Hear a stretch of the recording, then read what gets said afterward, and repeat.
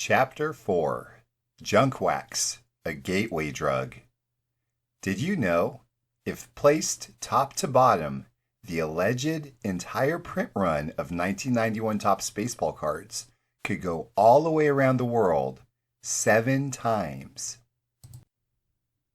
To say the hobby has evolved is an understatement. The mass-produced cardboard of old acted as a gateway for me to see what else was available. As everyone knows, the internet changed the hobby dramatically. The cards that were hot back in the 80s and 90s may still be desirable, but now only go for a small fraction of what they used to.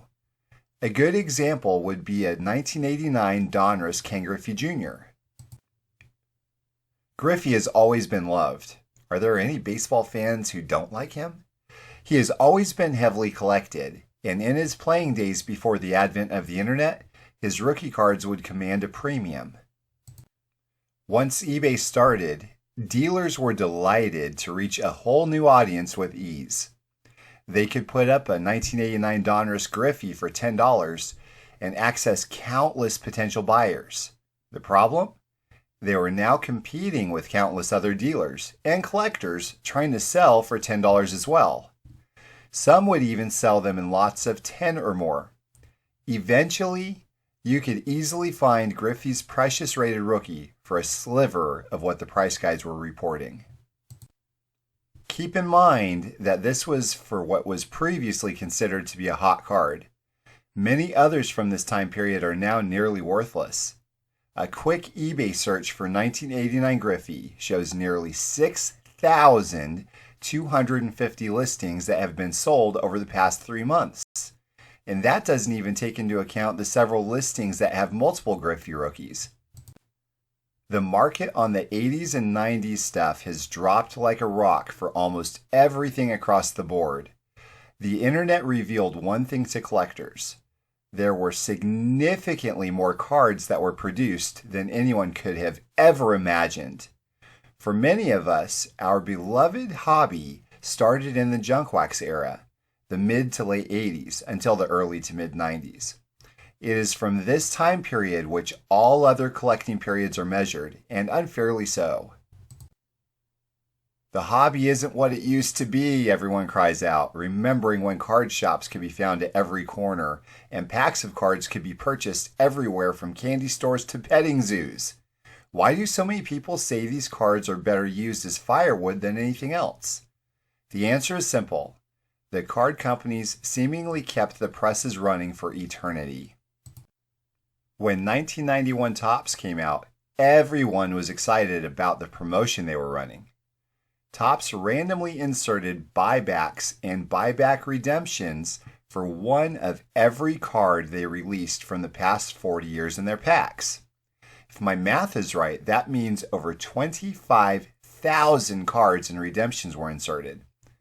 That would make anyone think that they had a decent shot at pulling one, but it has been said that they printed an estimated 4 to 5 million copies of every single 1991 Topps baseball card.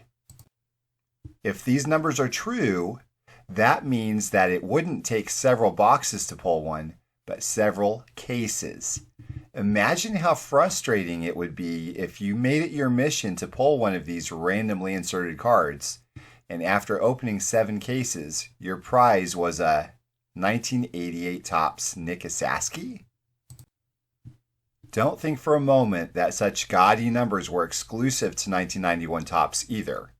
Virtually all cards from the junk wax era were heavily produced by all companies.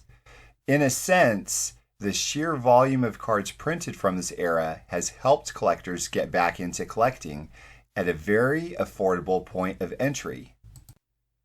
When complete sets and wax boxes from your childhood can be picked up for a fraction of what they used to sell for, and you are buying them as a child when you were making a fraction of what you are now, it's easy to justify slipping into a couple wax boxes of 1990 Donruss or 1989 Fleer. Somewhere along the way, something happened to me, much like what has happened to many former childhood collecting adults.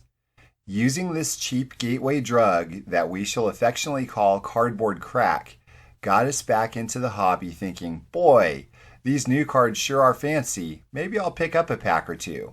It's all downhill from there. Decrypting the nostalgia connection. So, how does this connection happen? How is it that our love for 1988 Score turned into an addiction for expensive bat knob cards that don't look or feel anything like the cards of our youth? Junk wax is truly a cheap gateway drug. When you see the newer eye candy, it's exciting. A chrome card here, an unnumbered auto there. The next thing you know, you're looking for cards serial numbered to 10 or less and battling it out with other collectors every step of the way. The friction created by your competition makes you feel like each rare card you purchase at auction or otherwise is a trophy for winning it. The fact that other collectors want the cards you have won goes a long way in validating your obsession. It makes you feel like you have something truly desirable that was worth all of the effort you made to secure it in your collection. There's also something to be said about the online collecting community as a whole, too. When you talk about baseball cards in public nowadays, people will act as if they heard you confess to playing with My Little Pony dolls as an adult. This isn't the 80s anymore. People just aren't chatting it up about cardboard as they used to in person. When you go online, you can find countless like-minded collectors all showing off their newest acquisitions and passionately telling stories that go along with them. It's infectious. A viral community is formed, and everyone encourages each other to purchase more cards continuously. Not only do you have the excitement of winning a card over your competition, you are also given an endless flow of compliments for your recent purchases, which breeds more drive and all the validation you need to continue getting more cards. Perhaps one of the last pieces of the puzzle to understanding how it is we as collectors make the jump from the cardboard of our youth to today's high-end cards is the fact that the internet makes it an endless treasure hunt. When we were younger, we would bring our want lists to card shows, shops, and trading sessions with our friends. Beyond that, we didn't really have any other options. Because we can now go on an unending virtual excursion for what we want, there's no end in sight. Just because something isn't on eBay today doesn't mean it won't be there tomorrow. If it isn't there tomorrow, it may be somewhere else on the internet. Obsessed with little square pieces of fabric? While I rediscovered my love for the cardboard of my childhood, something else caught my eye. During my absence from the hobby, eBay made it quite apparent that I had missed out on a tremendously large assortment of innovative cards. It was almost as if I had gotten out right when things were starting to get interesting. There were now some really nice reflective cards, die-cut inserts, and tons of serial numbered cards. My mom and dad bought a box of 2006 Future Stars for my birthday one year. Not because I asked for cards, but because they thought it would be a fun throwback gift to the days of my childhood. One of the cards I pulled was an Alex Rodriguez card numbered to 99. I seriously thought I had a big money card because I knew A-Rod was a big deal. The serial numbering made it extra special to me. How on earth was I so lucky to land one where only 98 others were out there? When I was a child, some cards would be numbered to 10,000, and they were impossible to find. Little did I know that cards numbered to 99 nowadays were common and not really considered special. Perhaps the cards that really got my heart racing were the game used cards. I can't really describe the affection I had for them in any other way than it being a true obsession. These cards were something I had never heard about before in my life. In an effort to take card collecting to the next level and pump up sales, card companies would take game-used bats and jerseys, then chop them up into little pieces to embed them in cards. To the card collecting community, this was the biggest thing to happen to the hobby in a long time, and it was exactly what the hobby needed. To own a baseball card of your favorite player that has a 3/4 of an inch square piece of fabric worn by him in a Major League Baseball game felt special. To rub your finger on the jersey piece and feel the material would give you a personal connection to the game and the player, all for a few dollars. I found this new innovation to be quite an ironic way to lure collectors back in again, because whenever I would ask people why they left the hobby, they would typically say because there were simply too many types of gimmicky cards being produced. While collecting one of every set was still something I was interested in, I couldn't help but jump onto the game used bandwagon head first. Boy, did I ever.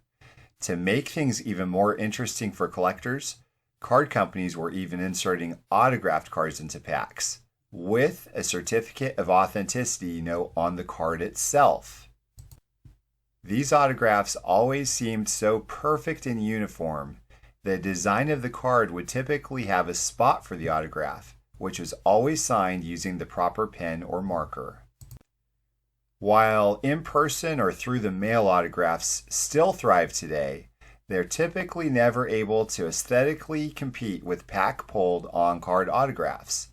Aside from the fact that in-person or through the mail autographs can be signed in a wide array of low-quality pens and markers, the cards you get signed won't have a place specifically for a signature, nor will you get a COA. Autographs and parallels galore. Gone are the days of being satisfied with just one autograph of your favorite player. I remember reading about one Ken Griffey Jr. collector in Beckett who had 3 of his autographs. My first thought was, why would he need more than one autograph? Isn't that overkill? As it turns out, he was just ahead of his time. At the time of this writing, Shohei Ohtani has only played in just over 100 baseball games, yet has nearly 700 autographed baseball cards. Ohtani has almost 7 times as many autographed cards than games he has played at the major league level. An extreme amount of autographed cards for just about any star player can be found nowadays too, and collectors want as many of them as they can get their hands on. Card companies have taken notice that collectors are willing to pony up big cash for cards with the tiniest of differences. Because of this, they will create the same card along with 5, 10, or even 20 variations. Many of these also have autographed parallels as well. Oftentimes, the differences between each variation is a simple serial number and a border color change. From the outside looking in, all of these autographs and parallels may sound ludicrous, but the market is there for them. Card companies have taken a lot of heat for producing so many different variations, but not capitalizing on the situation would be a poor business decision for any company. Collecting aimlessly and losing focus. Once I learned of game used and autographed cards, I started buying them up like crazy, paying between $1 and $5 each for them as if I had struck gold. I ended up with hundreds of them without rhyme or reason. Anything from a Jason Giambi bat card to a Mark Kotsay autograph, I was after anything I can get my hands on. In a short period of time, I had dropped a couple $1,000s on these random game used and autograph cards and found myself feeling very uncomfortable. At the same time, I was picking up the complete sets from my youth as well. So I was out a sizable amount of money within a couple of months of re-entering the seemingly harmless, cheap hobby from my youth. Something had to be done. The complete sets were not really doing it for me, just sitting in the closet. It would be fun knowing that I had most of the cards I'd fawned over from my youth, but looking at them didn't really get me excited. Just like I did as a child, I stacked the sets on top of each other in my closet so that I could see the ends of each one. The bright graphics from a 1989 Fleer factory set sat right on top of a plain brown 1988 Donruss factory set, which sat next to a hand-collated set of 1990 Score that had its name handwritten in black marker directly on the box with its previous price scribbled out. The presentation was simply not very appealing and no longer inspired me to continue on with my goal. My dream of putting the sets in binders just like I saw had been done in Beckett years ago faded.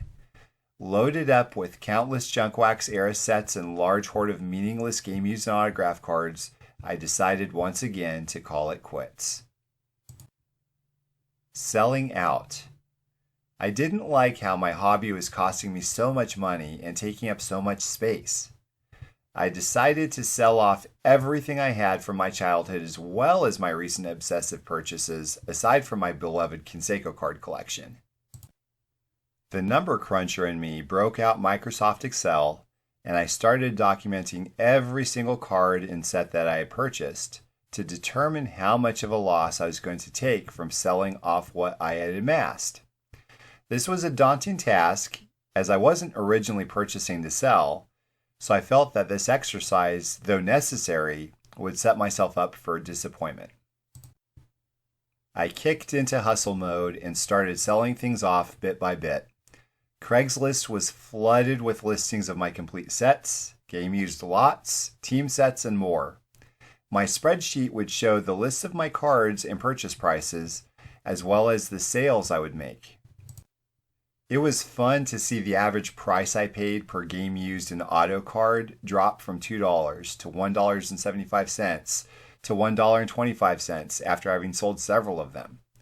Within a short amount of time, the amount I had into each card continued to drop and averaged out to be 75 cents, then 50 cents. Eventually, I ended up making all of my money back and had a lot of cards left over. Something clicked in me. Because of my buying and selling, I had a lot of game used and autographed cards that were essentially free. Slowly but surely, all of my complete sets, vintage, and newer singles were sold off as well. I had a feeling of accomplishment, that I was able to once again make money from the hobby I had loved as a child. Perhaps this was the feeling I was chasing all along. The ability to be in the hobby without it being a financial drain and make money while I was doing it. It is awesome to own a box of nice cards that cost me absolutely nothing after selling the others for profit. This really got me to rethinking my exodus of the hobby. Do I really want to get out? If I'm making money with them and having a blast doing it, why should I stop buying cards? Heck, I made money on cards I didn't think I was going to be able to. So I wonder how well I could do if I started purchasing with the intent to sell. I decided to go this direction, but this time with profit in mind as well as enjoyment. I'm glad I decided this because it has been a fun ride over the past several years. Visiting the card shop of my youth. Around this time, I took my family on a road trip to visit my parents over 2,000 miles away to my hometown, Fresno, California. One of the things I wanted to do was to stop by my favorite childhood place, the bullpen. It had been closed down for a few years, but to my surprise had reopened in a new location. I walked in the shop, and the owner, Mike, my childhood hero, remembered me after all those years. I was able to introduce him to Holly and Atticus, which was great to be able to do nearly 2 decades after the first time I stepped foot in his shop. We spent a long time talking to him about collecting. I had asked him about what he had for sale, and just like he would do when I was a child, he brought a bunch of cards out from the back to show me. I was able to walk away with a number of boxes filled with superstars and several classic sets. Before we left, Holly took a picture of him with Atticus and me. It was a great memory. When we got back to my parents' house, I shuffled through the cards and laid them out just like I would do as a child. It was heaven. There were multiples of 1998 Topps Mark McGwire, 97 Pinnacle Frank Thomas, 96 Donruss Ken Griffey Jr., and 95 Score Barry Bonds, to name a few. Many of them were from my lost years of collecting, the mid-90s. Though many of the cards were worth no more than a quarter each, it was truly enjoyable to see cards I had never seen of players that I grew up watching. When we returned home, I started religiously looking online for deals to be had. I would tirelessly look for people selling their collections and dealers selling their inventories. The majority of people I ran across were trying to sell thousands of commons from 88 to 92 as if they were gold. It was rare to find an amazing collection or inventory amongst countless junk listings, but finding a diamond in the rough was my new obsession.